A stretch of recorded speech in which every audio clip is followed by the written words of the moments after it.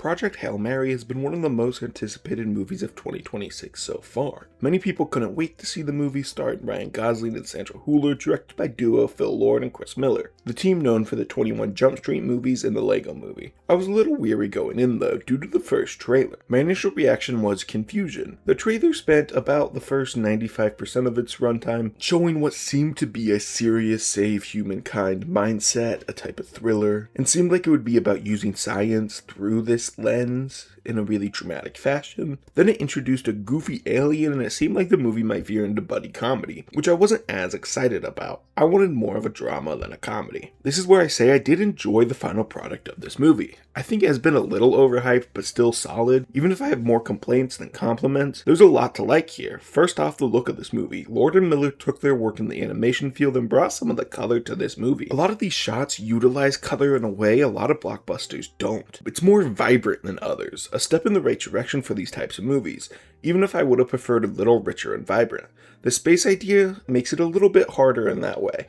It is vibrant enough to still satisfy me. Then there was the cinematography, these big space shots that look amazing, punching you with the size and loneliness of being in space. Moving the camera around here was amazing. This is a movie I'd like to compare my watch to an IMAX one.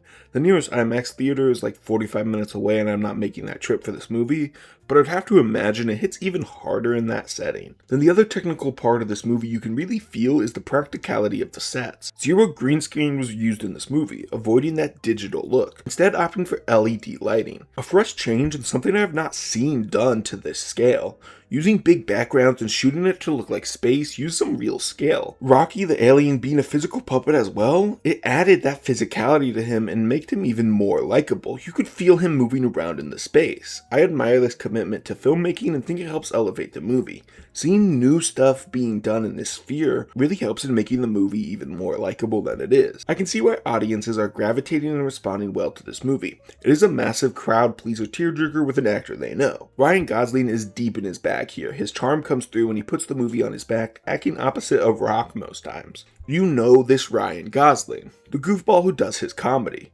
Not quite as out there as Barbie, not as funny as The Nice Guys. I have just seen this out of him so many times and want a little bit more seriousness. I miss the times of First Man, Notebook, and La La Land Gosling, where he put more focus on the drama side of things, while also being comedic. Not a single thing that came out of his mouth for the first half of this movie had an ounce of sincerity. It's just quips and sarcasm, and it gets pretty stale quick. But it does have mass market appeal, so he leans into it and people tend to like it. That is sort of the entire movie. It is populist, the type of movie you could bring your parents and your kids to. I got a basic level of investment in these two friendships, but I didn't really care about it. I wanted something a little deeper and more meaningful. There was a chance to tackle Grace as a fully fledged character.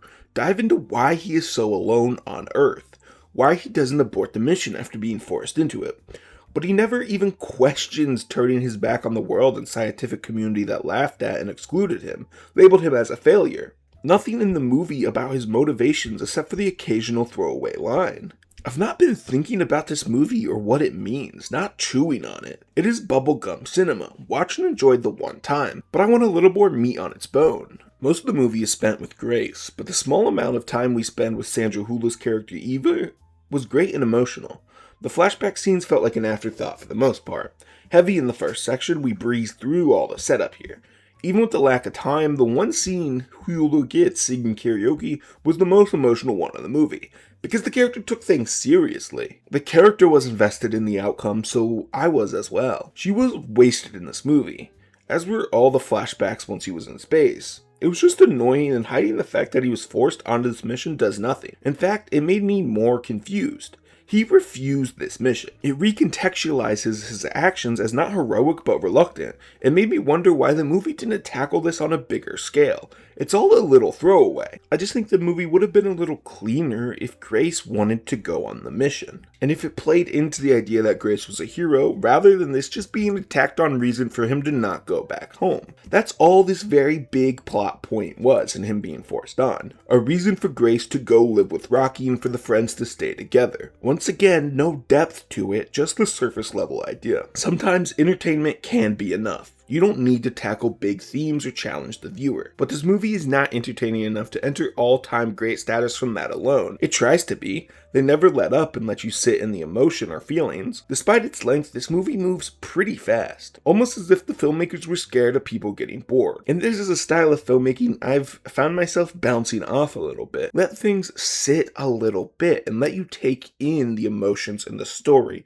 and the scenery. The space shots would have been even better if they didn't feel the need to cut away from them so fast. But what did absolutely tire me out and bore me was the dozen endings and teasings of death in this. Grace has 2 fake deaths or close calls. Then there is Rocky. I thought that dude might have died 4 different times. They kept telling us the alien is dead, but they find a way to keep him alive over and over. The emotional payoff works once, and has diminishing returns from there. I was ready to wrap this thing up pretty early. This is not the type of movie that will give us the sad ending. Don't tease it so many times. To pull back the curtain, this video was originally not meant to come out today. Instead, I had scheduled my predictions for the 2027 Oscars, but I happened to watch Project Hail Mary and felt it was a little more prevalent and timely than doing a video for an award show that is a year out. But the release of this movie, having seen it, the critical reception, box office numbers, mean I have to make some changes to the plans for that video. At this point in the year, when there is so little to go off, Project Hail Mary has emerged as a lock for predictions. You would be dumb to not put this in your Best Picture 10. The Martian got in, and people like this one more. I do think there is a possible world where come next year this movie has no staying power and doesn't have an awards push, but I'd be a fool to predict that to happen at this current point. The non-package here is very easy to see. VFX, cinematography, score, editing, production design at the very least. With those tech categories, you could definitely see it sneaking into the bottom 5 of Best Picture. I'm not rushing to put Gosling in lead, nor this in director or screenplay, but this could have legs for next year's award, or technically this year's award season.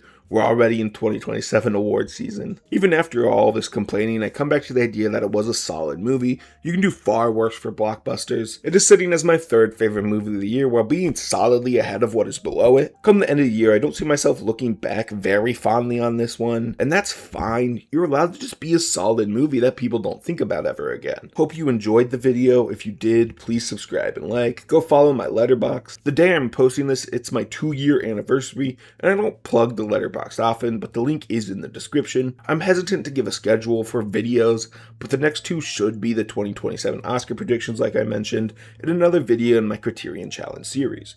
If you made it this far, I hope you are here for the future of the channel. Thanks for watching.